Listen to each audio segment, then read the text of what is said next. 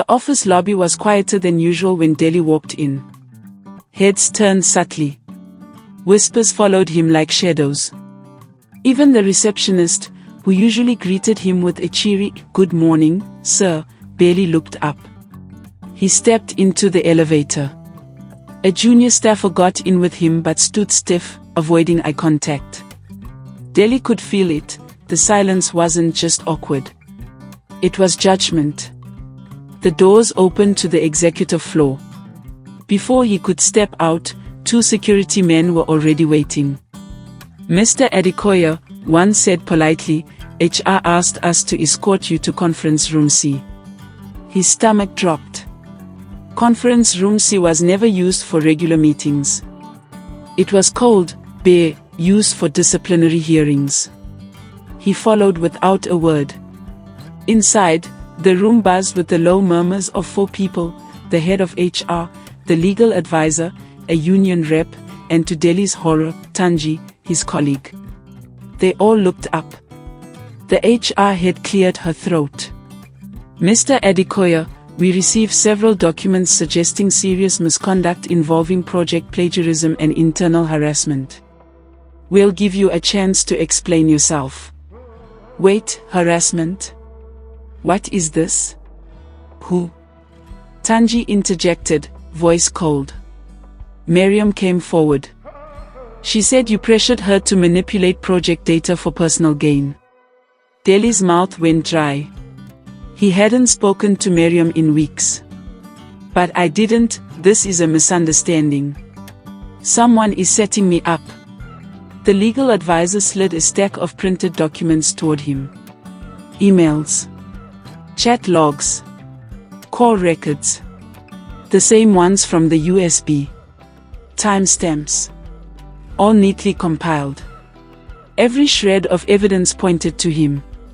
Worse, there was a transcript of a voice note, his voice, saying, "Just adjust the numbers a bit. No one will check.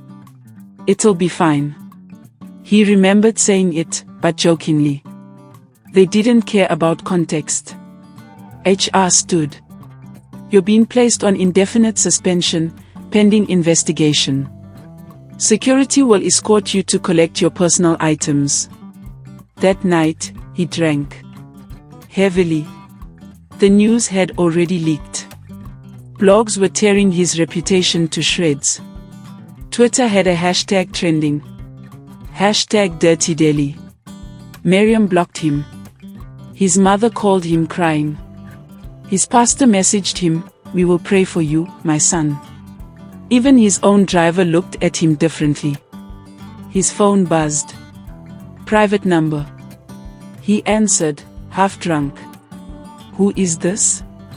A calm female voice replied, soft like silk but sharp as glass. "You always said I was dramatic, Delhi. But see, I can be subtle too." His hand trembled. "Tola. I warned you," she continued, "but you thought you were the only one who knew how to play dirty. You thought I'd suffer in silence. Cry over my pillow. But I sharpened my tears into daggers." He swallowed, his pride unraveling like a poorly sewn hem. "What do you want from me?" "I want you to feel it, Delhi. Not just lose everything. I want you to watch yourself lose it. One piece at a time. Like I watched you lie. Like I watched you bring another woman into my home." There was a long pause. "Next," she added, voice dropping, "I'll deal with Miriam." Click. The line went dead. Meanwhile, across the city, Miriam sat in her tiny apartment, nervously packing her things. She hadn't spoken to Tola, but she'd received an anonymous envelope earlier that day.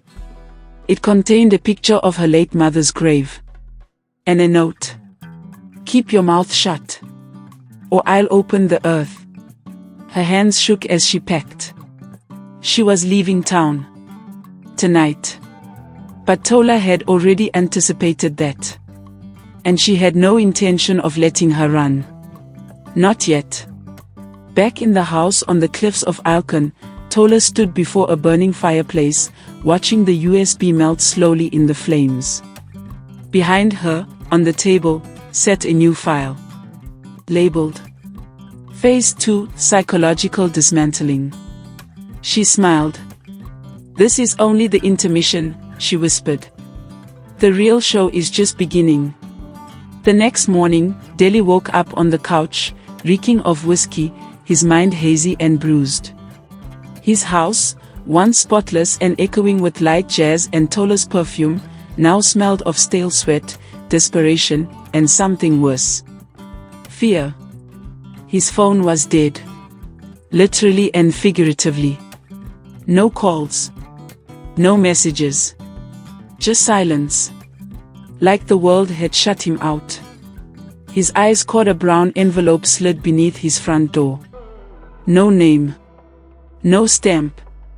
Just the word. Confession. With trembling fingers, he opened it. Inside were photos, not the kind that went viral, but the kind that whispered, "We are watching you." One was of him with Miriam, standing too close in the kitchen. Another was of him slipping his key into a hotel room door, alone, but followed minutes later by Miriam in a headscarf and dark glasses. Every picture was time-stamped. Organized. Intentional. And then, a note, typed in bold, neat font. "These aren't for the world. Yet. But they'll be useful when I talk to your daughter someday. I'll tell her why Daddy missed her 10th birthday." He collapsed into the chair. He had forgotten his daughter's birthday. Again. Meanwhile, Miriam was unraveling. She hadn't left Lagos. She couldn't. Someone was following her. She felt it. Every time she turned around, she saw the same woman at the bus stop. Same Ankara dress. Same calm face. Just watching. She tried to go to the police. But when she got there, the officer looked her up and down, then tapped a folder on his desk. "Are you Miss Miriam Lawal?" She nodded slowly. He pushed the folder toward her. "We received a report accusing you of cybercrime, falsifying company data, and this one shocked even me, attempted blackmail." Her mouth dropped open. "That's not true. I was pressured. Deli made me." The officer smiled dryly. "We'll investigate. But till then, stay close. Don't leave the city." He paused, then leaned closer. "Oh, and one last thing. That woman waiting outside. She said she's your aunt. But I've seen her before. She's not your aunt." Miriam didn't even reply. She bolted. But the woman in Ankara was gone. Replaced by a black car across the street.